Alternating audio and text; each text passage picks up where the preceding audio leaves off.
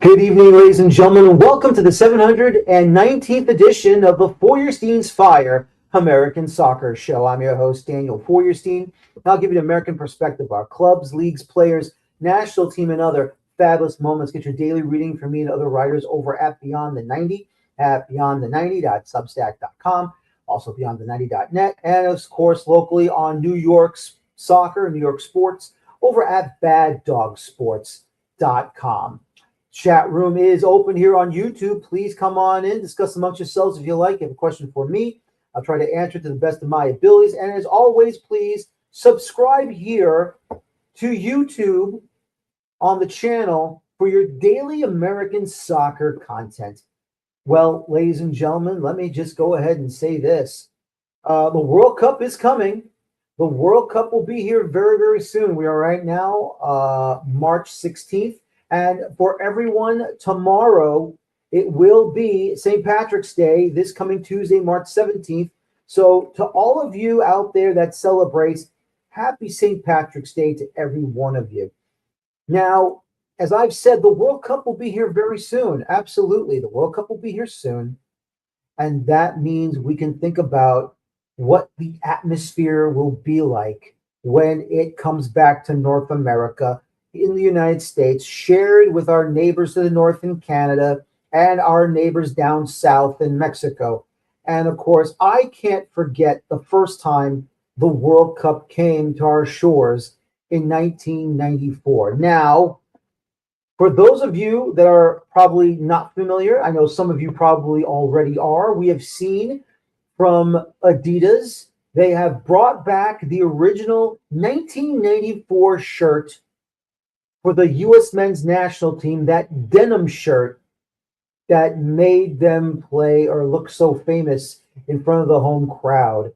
It was tremendous to see those jerseys, and not just to see those jerseys, but, you know, you got to say, when you notice that that World Cup was how the whole thing got started. The whole thing got started. Now, we already know 1990, the shot heard around the world, of course, with Paul Caligiuri's miraculous goal to beat Trinidad and Tobago down at Hazley Crawford Stadium to get to the 1990 World Cup. If not for that to begin it, and then the World Cup itself coming to the United States, the craze for this game of soccer, this game of football, we wouldn't be talking about it. I wouldn't be talking about it. I wouldn't have this show. We wouldn't have so many shows dedicated to the game in our country, to the game across the world. Obviously, we have dedicated to the club sides, North American sports, down over in Mexico in the Liga MX. We have so many podcasts out there. And of course, I try to be one of the top ones as much as possible because of my belief in that we can be a part of this world game. And, you know, we're going to have on from Fox Sports, they're going to show a documentary based on what happened in the 1994 World Cup for the U.S. men's national team. And, you know, once again, this will be on May 23rd on Fox. They're going to have on Kobe Jones, of course, Alexi Lawless, who is the Fox Sports analyst for the studio shows with Rob Stone. They'll also probably have Kobe Jones. They'll probably have on Tony Meola. I'm also hoping for Tab Ramos. I'm also hoping for Marcelo Balboa and Eric Winalda. And obviously, I understand it, they're going to have on the former head coach of the U.S. men's national team, Bora Milutinovic, there for that documentary. So that's going to be exciting and fun. Now, for myself, you know, growing up with the sport at first, because my parents and my family are originally from Eastern Europe. They immigrated here after the Second World War, of course, separately, of course, because my mother was here with her parents, my grandparents. My father and my uncle were here with their parents, my other grandparents. And, you know, for me, it got started with the New York Cosmos back in the original North American Soccer League days. going to Giant Stadium. I never went to Yankee Stadium. I never went to the old Downing Stadium that used to be on Randall's Island. Of course, that's that little island that's in between Manhattan and Queens, and north of it, the Bronx. And that was the original old-fashioned athletic stadium. Of course, they just got started over there, and then they moved to Yankee Stadium. Then they moved over to when they finally built Giant Stadium. They played over there, and Pele played there, of course, and Giorgio Canalia, Warner Roth, Shep Messing, all those wonderful players that have been a part of that history of that club for such a long period of time. Anytime I was in the same building with any of those former players who played on those teams, who played on those on the Cosmos, I've always felt honored to be in their presence. Shep Messing, for me, of course, covering the New York Red Bulls when he was in the building at Red Bull Arena. I also at times I think at Giant Stadium. I didn't really see him at Giant Stadium too much. I know I saw him most of the time at Red Bull Arena. Just to be in the same building with Shep Messing was just an honor in itself for me, because you're standing in front of a man that has done great things for that club back in the original North American Soccer League days. I'm just a man, but in reality, he's a legend, and I can never take that away from Shep Messing. Now, man is just unbelievable, and I'm lucky enough to have relations with him and having conversation with him. It's just wonderful to talk to him whenever I get that opportunity. But let me just say this: 1994 was when I got the love of the game back when the World Cup came. Now, I will admit, before the World Cup began in 1994, I was in the midst of a Stanley Cup championship run by the New York Rangers in the NHL. And then when they won Game 7, the next day or two, here comes the FIFA World Cup in the United States. And I was down in Walt Disney World. I did my little college program there and working at Disney World. And I returned for the summer program and watched the World Cup as much as I could. Was able to go actually get tickets for Ireland versus Mexico at the Citrus Bowl, now Camping World Stadium in downtown Orlando, just a little east of downtown Orlando. Should I say maybe a little south of downtown Orlando, I should say.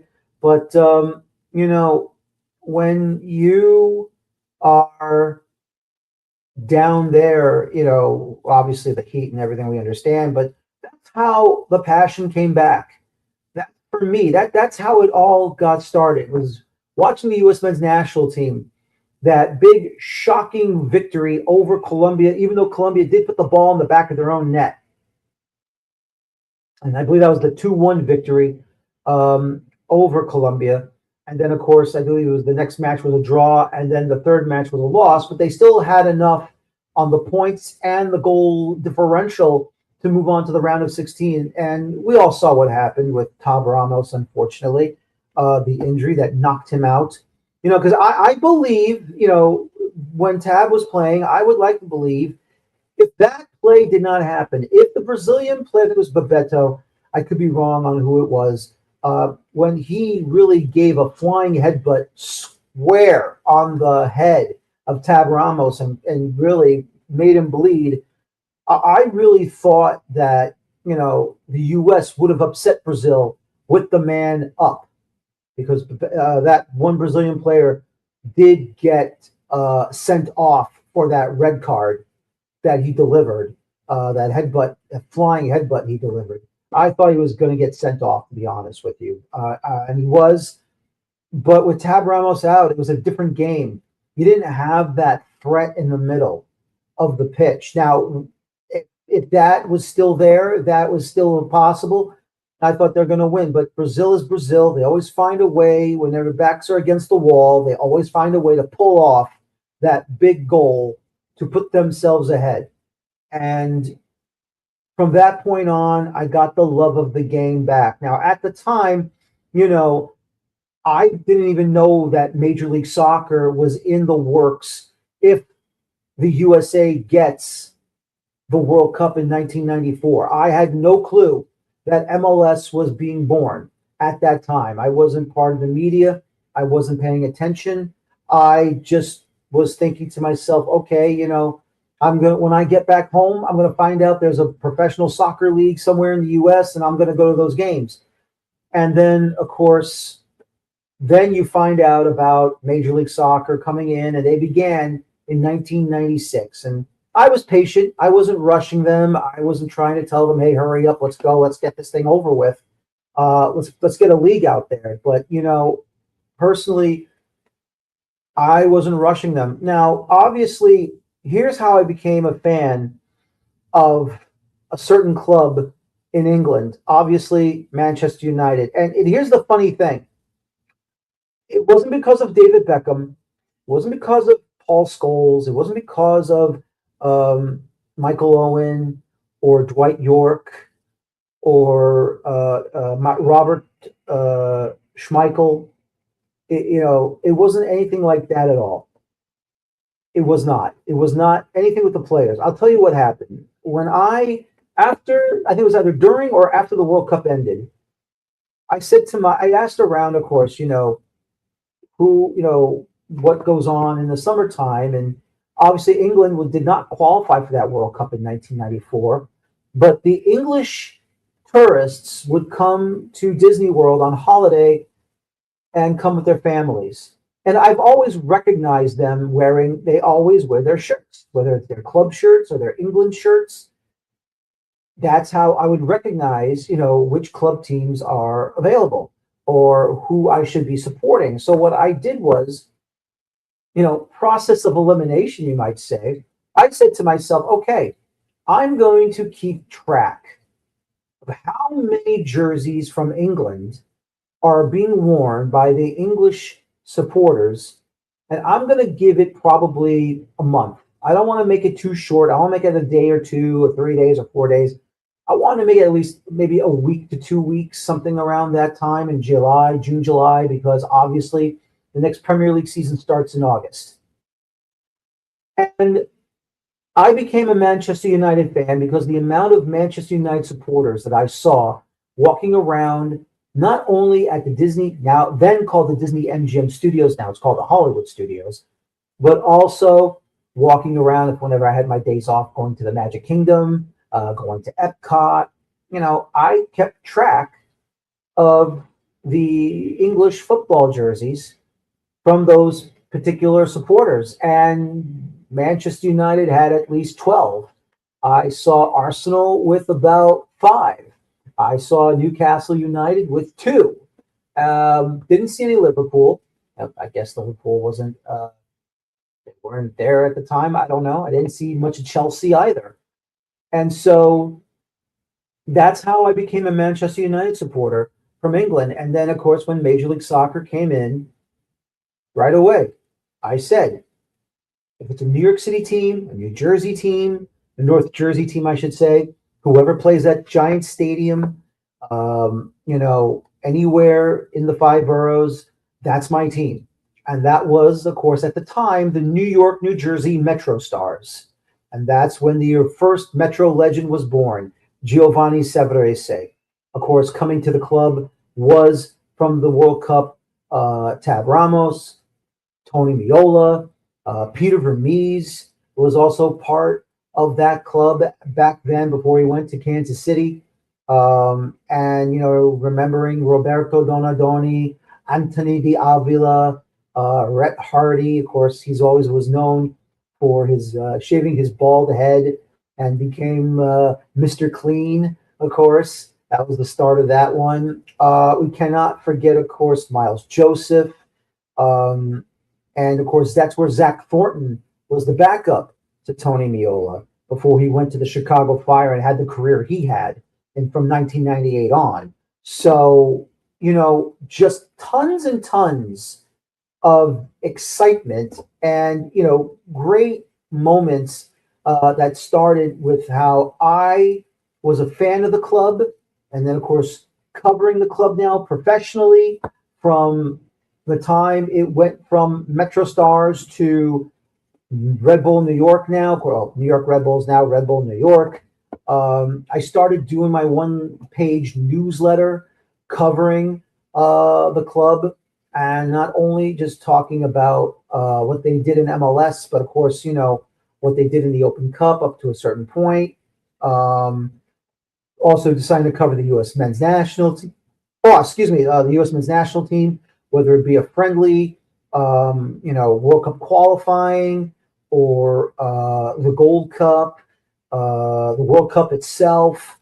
I would print out one page dedicated to the Metro Stars, and then if there was another tournament they got involved with, then I create a secondary page and I just staple it together. If it's the men's national team or the women's national team, then I would staple that together, of course, to be a part of it, because you're trying to show support to the game and support to the club.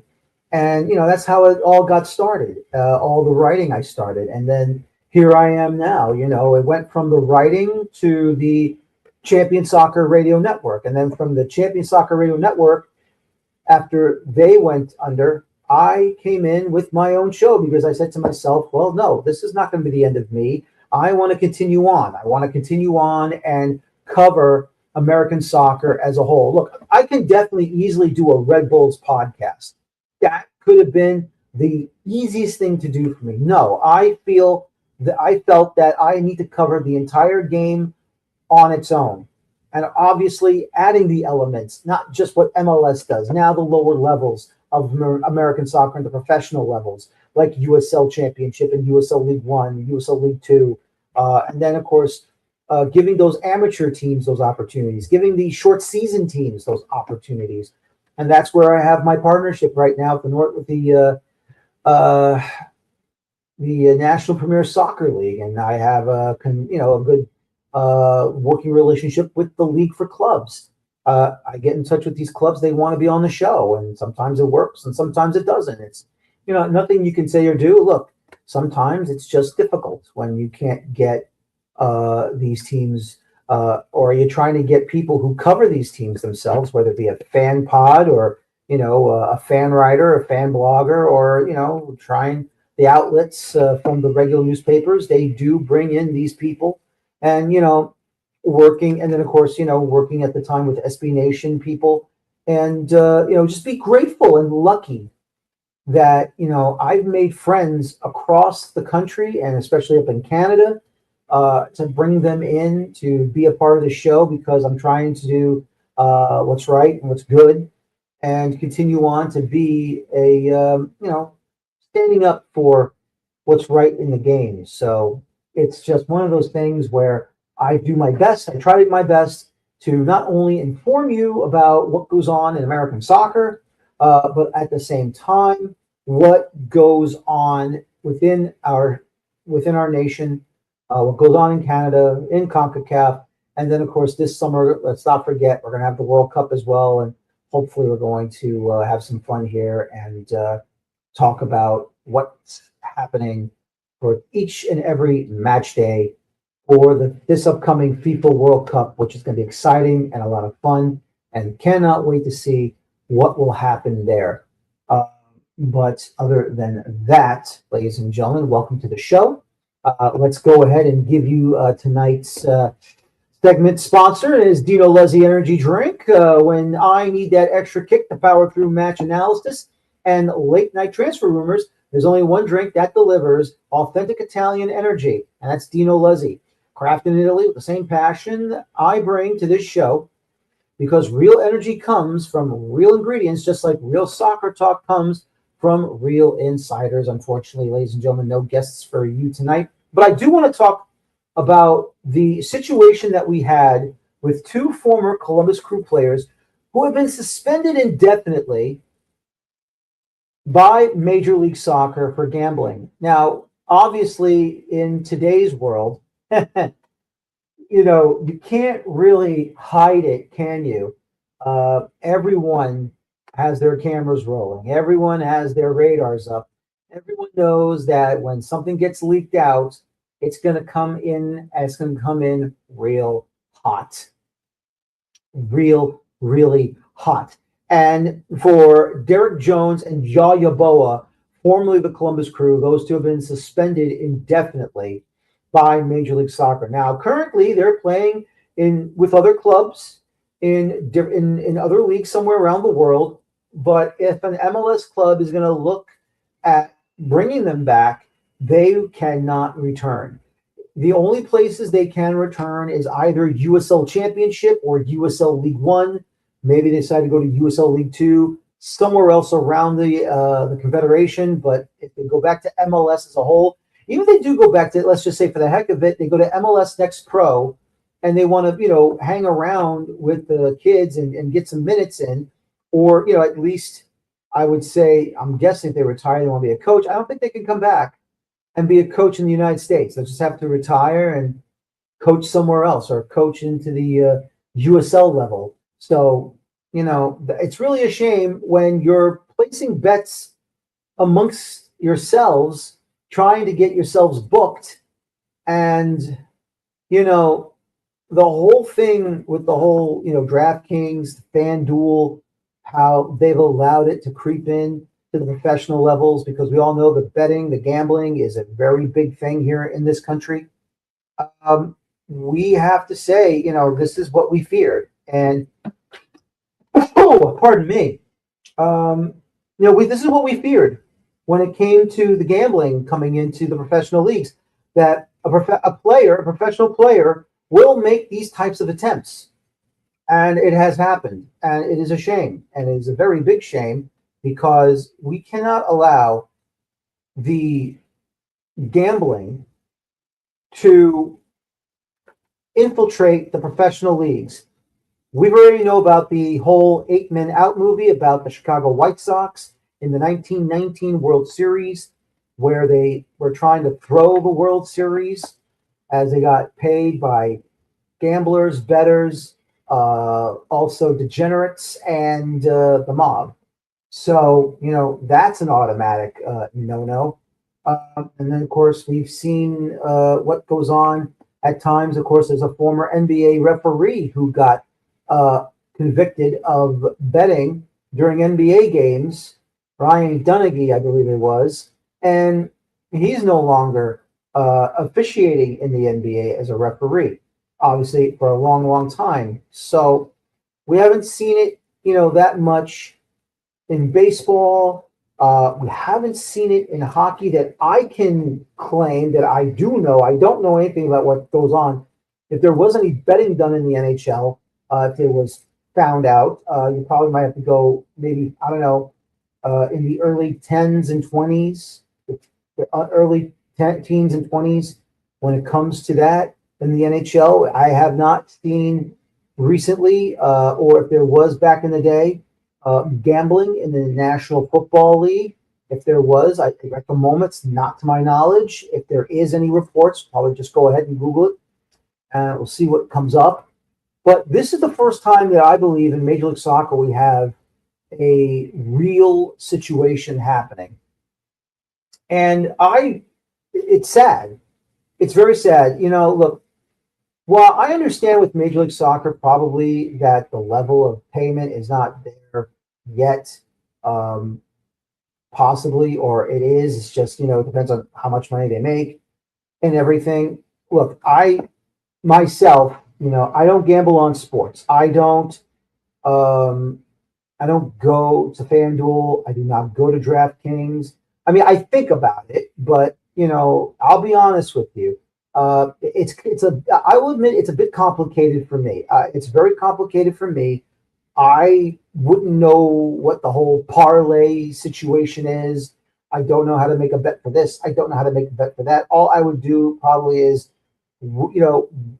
just bet to see who wins. I can't go with the points spread. I have no idea about the point spread.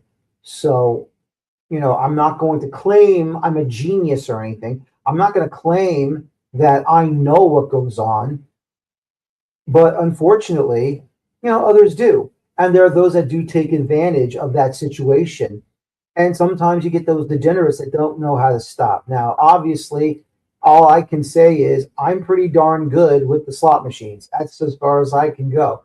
I've won a good amounts here and there at my times in Atlantic City. Recently, now here in South Florida, I have been to the Hard Rock Casino in Hollywood, Florida, and I did win a good amount of money on the good old Wheel of Fortune slot machine. That's my bread and butter. That's my bread and butter. So, I get lucky on that. But still, though, it's a situation where there are those that don't know when to stop. And if you don't know when to stop, well, then you're going to put yourself in trouble. And that's what these two have done, Derrick Jones and Yaw Yeaboah. That's just an absolute disgrace for what they've done. And now they can't come back to MLS, even if they did want to come back to MLS, because they went overboard on this simple situation. Don't bet on yourselves or on your team. And they did it for 2 seasons, 2024, 2025.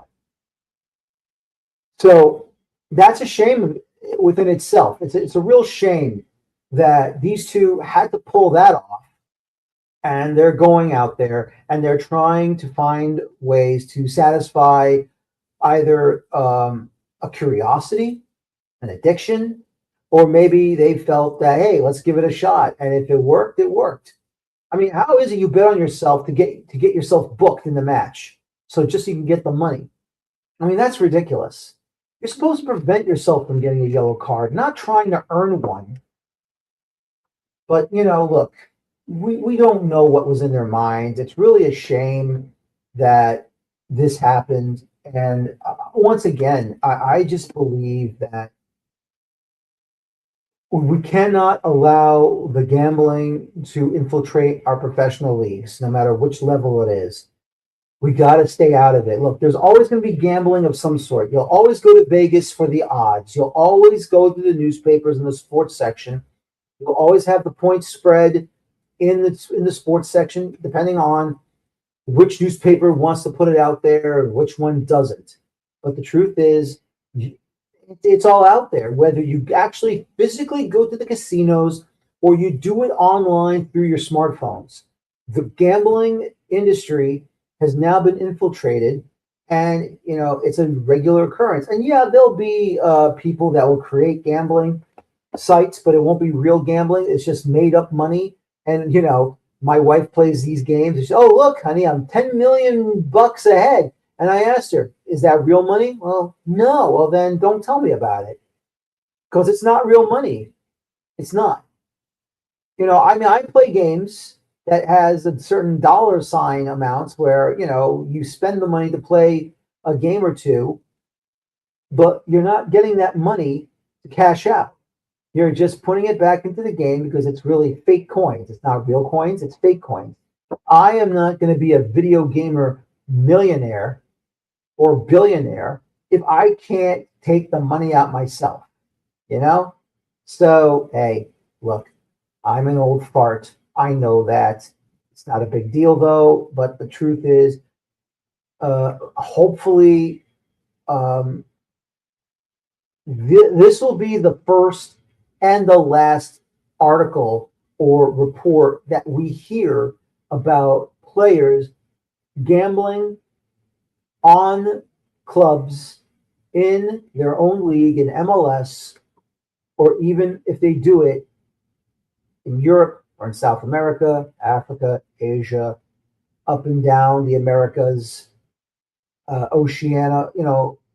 I hope we don't get that again, because we can't have that again. We cannot have that return and put a black eye on the world's favorite game that we all love so much. We all know money's flying around all over the place. We know there's going to be bets. There's going to be point spreads. Everyone goes to Vegas or wherever the ritzy glamour areas for casinos and betting and all that other stuff. Well, we'll wait and see what happens. But I mean, who remembers putting down money for, in England, I think it was the lowest bet for Leicester City to win the Premier League, and that was William Hill. And how many people actually put money down for that low bet from William Hill? And when Leicester City won the Premier League, William Hill had to pay out all that money. I mean, I bet they couldn't believe. I bet they were like watching, like, they won't win it. They won't win it. Please don't win it. Please don't win it. Please don't do it. Don't do it. And then it finally happened that they did.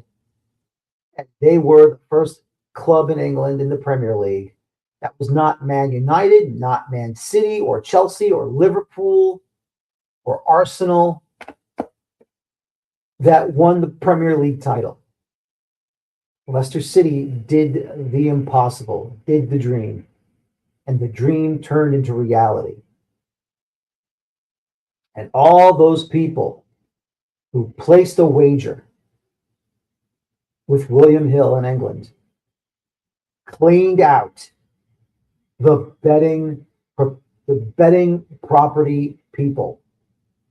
Just don't forget, in England, betting is illegal. Excuse me, betting is legal. I want to make sure I stress when I say that. Betting is legal in England. They'll have it at the stadiums. They'll have it in the neighborhoods.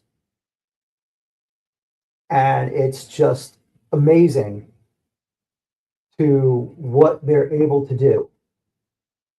So, and you wonder if, they take American money. I don't know if they do or not. I think they probably do it more online than they do have a William Hill betting shop somewhere in the United States. But you know what? Look, I wouldn't be surprised one day we'll have betting shops inside the MLS stadiums. Probably not. I think that'd be frowned upon because of the children and everything. But, you never know. You never know. And, of course, let's not forget now, U.S. Open Cup matches are also available to bet online. So that's going to be exciting. That's pretty much fun. And, of course, we always had a betting scandal involving a certain lower division club, Miami United, that I had Carter Krishnaiyer on talk about. Thankfully, it did not become a true story, but there were allegations made at a kiosk at the Hard Rock Casino for the Hard Rock Bet. So, we'll see what happens there. And now, ladies and gentlemen, it's time to talk about the big tournament coming up within our country. You know what it is. You know it. You love it. You want some more of it. Ladies and gentlemen, it's time to preview the first round of the 2026 Lamar Hunt U.S. Open Cup. Now, obviously, they've taken out the fifth round for this edition because of the World Cup. Now, I believe it's phony. I believe it's egregious. I believe it's not right. But I am willing to allow this to slide.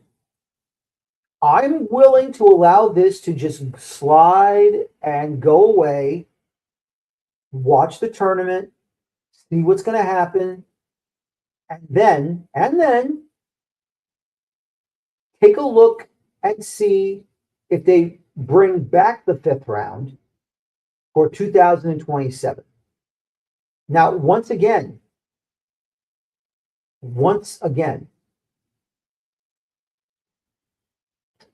we need to see when MLS moves to the international calendar, and the hope that USL, until they get their union issue solved, we have to hope that USL will make the right choice and move their season to the international calendar itself, because that is the only way that the Open Cup will make sense and that it can be scheduled the right way. Don't forget, everything must come together. We cannot continue to have this separation.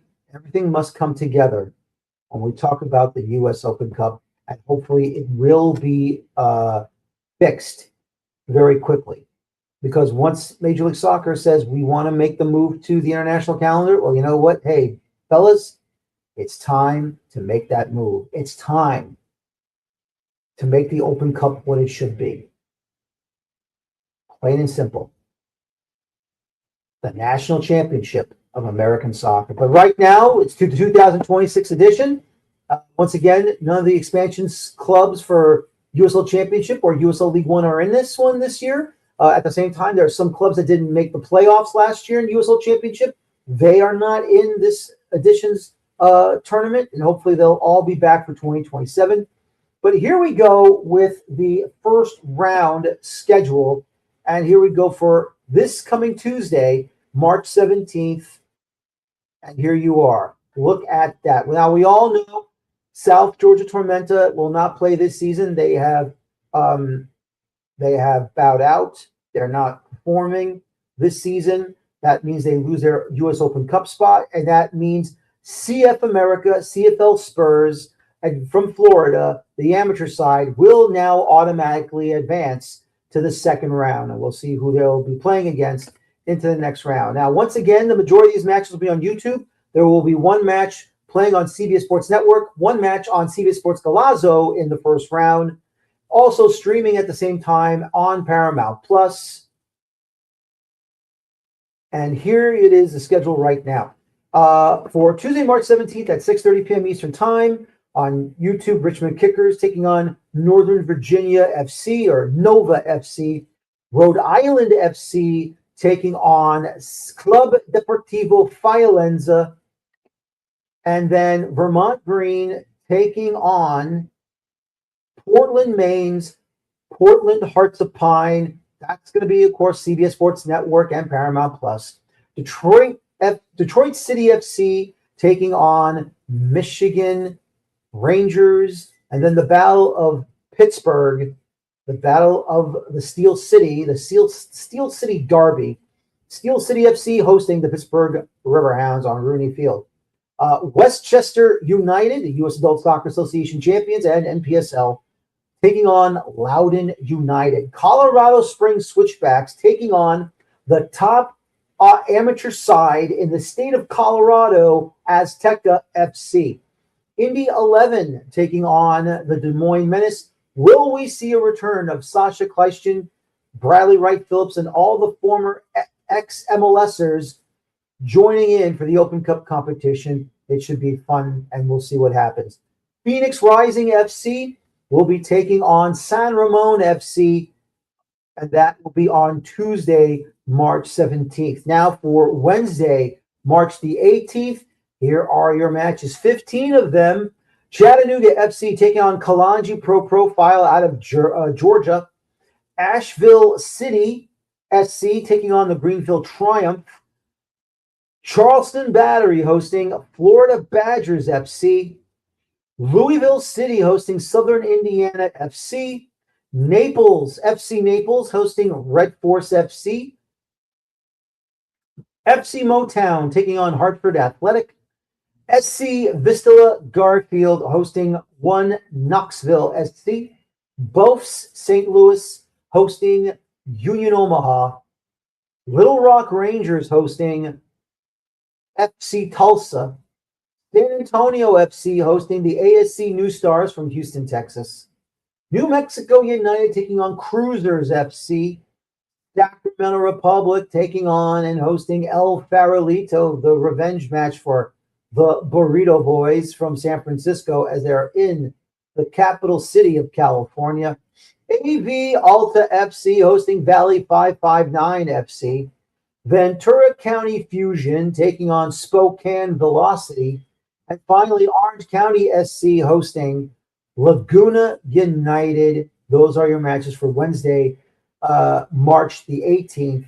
And then on Thursday, March the 19th, we will have all YouTube matches. Carolina Core of MLS Next Pro taking on Virginia Dream FC. Charlotte Independence taking on Ristosi FC. You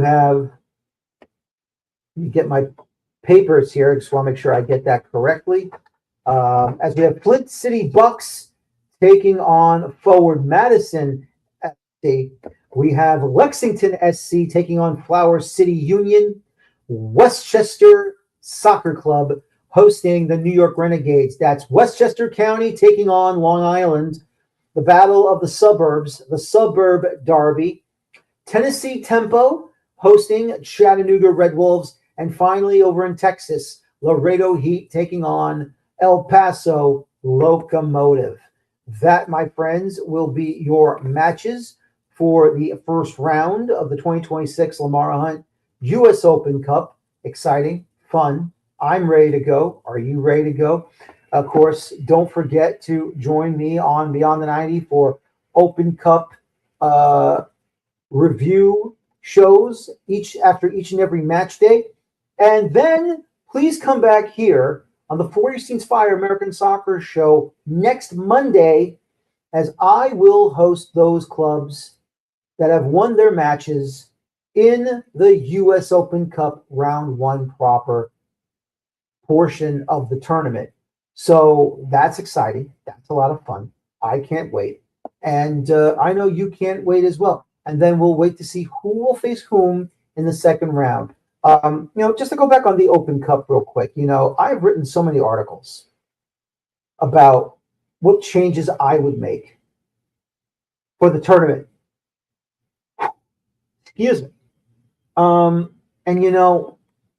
really believe that we need proper changes. Nothing too drastic, but things that make sense. And, what we need to see from them,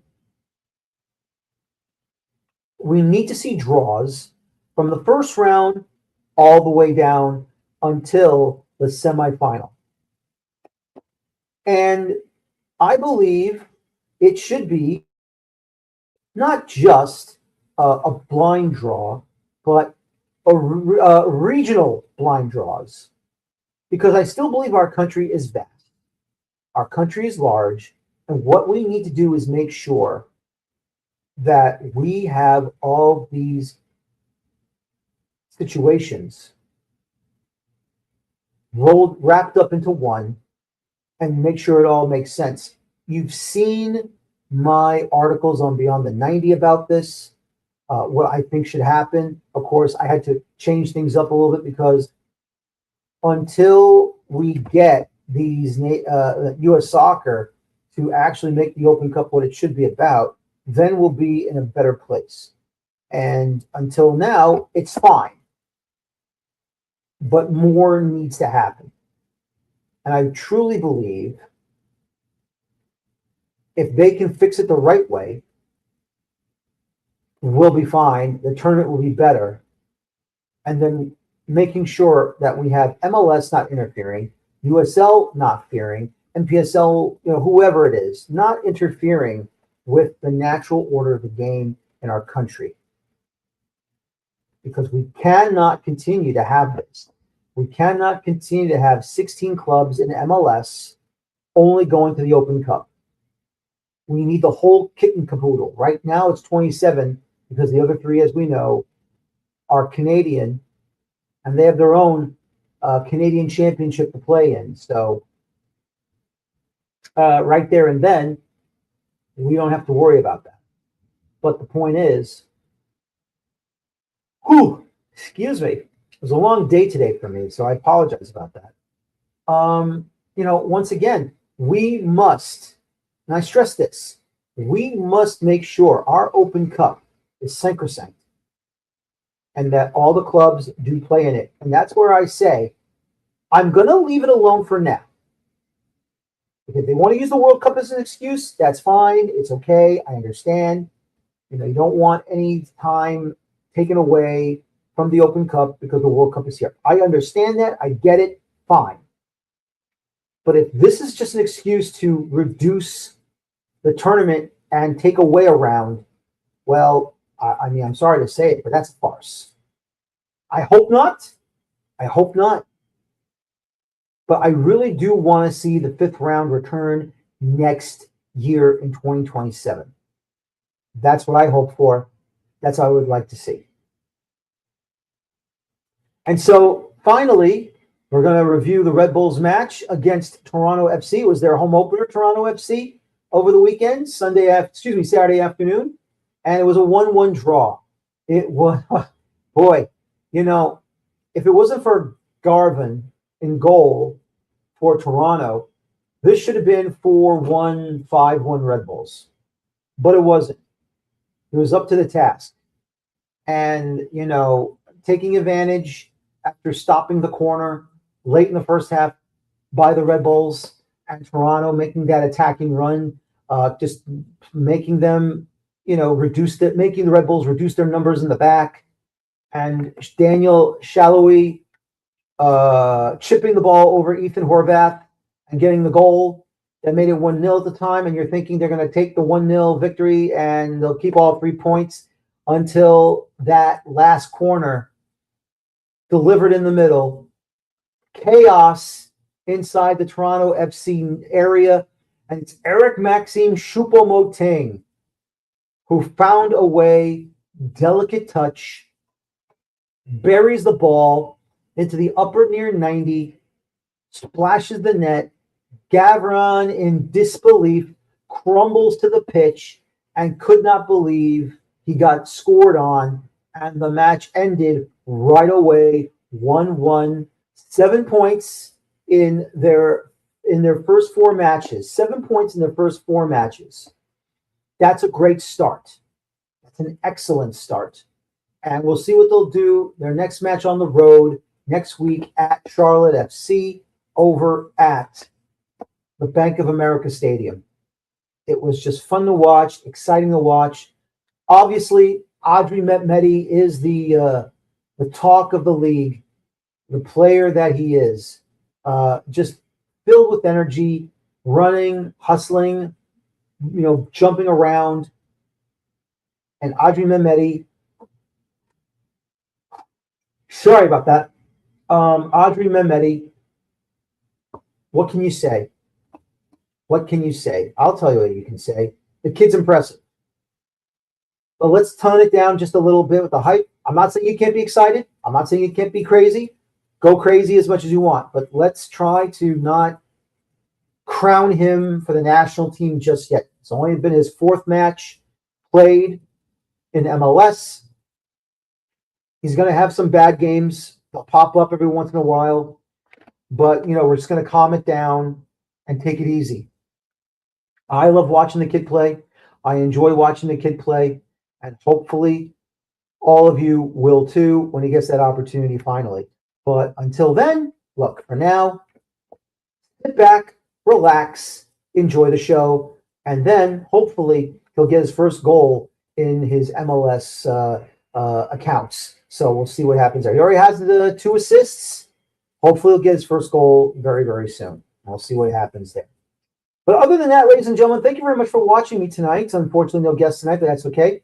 Join me this coming Friday for my CONCACAF Champions Cup round of 16 second leg review, as we'll hopefully get more guests on for those that cover those clubs from MLS, and also hopefully with Liga MX as we talk more football. And don't forget, next week as well, we will have the Open Cup review show for round 1 and my regular Feuerstein's Fire American Soccer show next Tuesday. So come join me here at YouTube. You'll sit back, relax, enjoy it, have some fun. You won't miss a thing. Once again, my name is Daniel Feuerstein. Thank you very much for watching me tonight. And as always, I beg of you to please enjoy your football. Thank you. Take care. So long. And bye-bye for now. Have a good night, everybody.